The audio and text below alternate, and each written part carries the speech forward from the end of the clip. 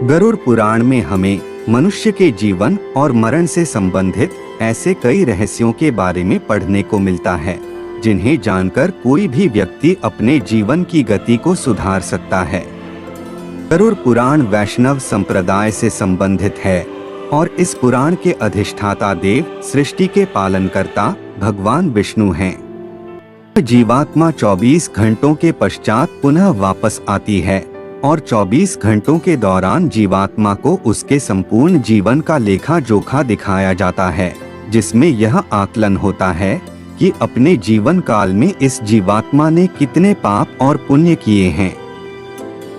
इसके पश्चात आत्मा को फिर उसी घर में लाया जाता है जहां उसने अपने शरीर का त्याग किया था और 13 दिन तक वह जीवात्मा वही अपने परिवार के बीच रहती है। मोह व वासना से भरी वह जीवात्मा बार बार अपनी देह में प्रवेश करने का प्रयास करती है, किंतु यमदूतों के पाश द्वारा बंद जाने से वह कुछ भी करने में असमर्थ हो जाती है। वह अपने परिवार, रिश्तेदार व मित्रों को उसकी मृत्यु का शोक मनाते देखती है। वह उन्हें चुप कराने का प्रयास भी करती है, परंतु उसकी उपस्थिति का ज्ञान किसी को नहीं होता।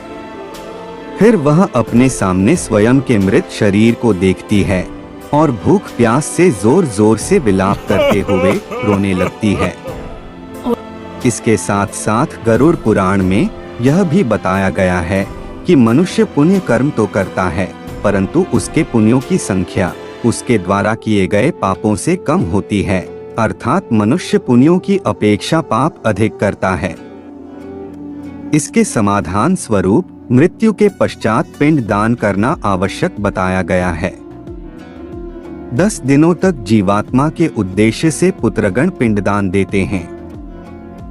अगर मृतक का पिंडदान नहीं किया गया तो जीवात्मा अनंत काल तक भटकती रहती है और हजारों सालों तक पीड़ा व कष्ट भोगने के बाद अगला जन्म लेती है।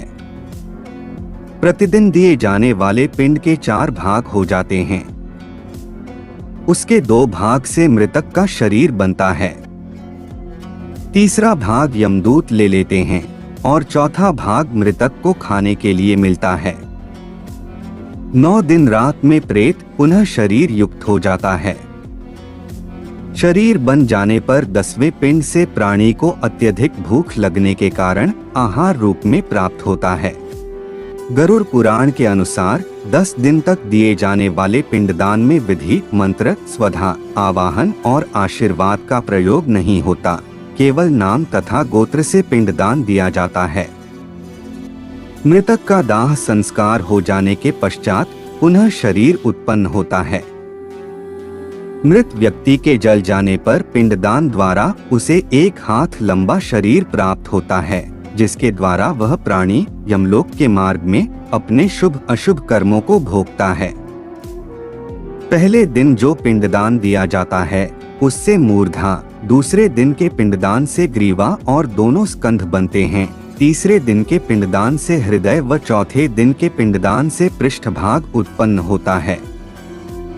5वें दिन के पिंडदान से नाभि, 6ठे दिन के पिंडदान से कट प्रदेश, 7वें दिन के पिंडदान से गुह्य भाग, 8वें दिन के पिंडदान से गुरु, 9वें दिन के पिंडदान से तालु व पैर और 10वें दिन के पिंडदान से क्षुधा की उत्पत्ति होती है।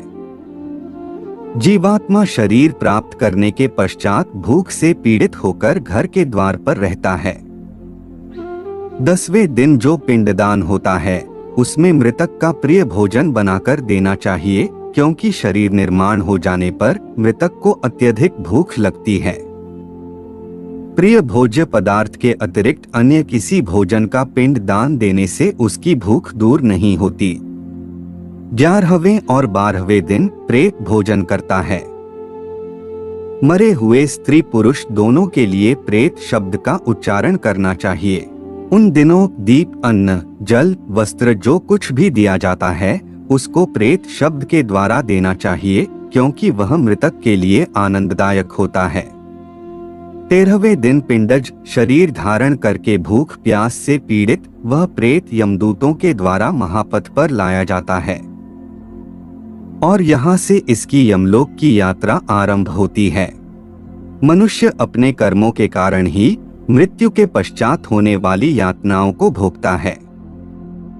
जो व्यक्ति जितना पापी होगा उसका अंतिम मार्ग उतना ही कठिन होता है, और वह जितना पुण्यकारी, निष्कपटी और भगवत प्रेमी होगा उसकी स्वर्ग की यात्रा उतनी ही सरल व सुखदायक होगी। इसलिए हमें यह ध्यान रखना चाहिए कि कर्मों का फल जीते जी ही नहीं अपितु मृत्यु के पश्चात भी भोगना होगा।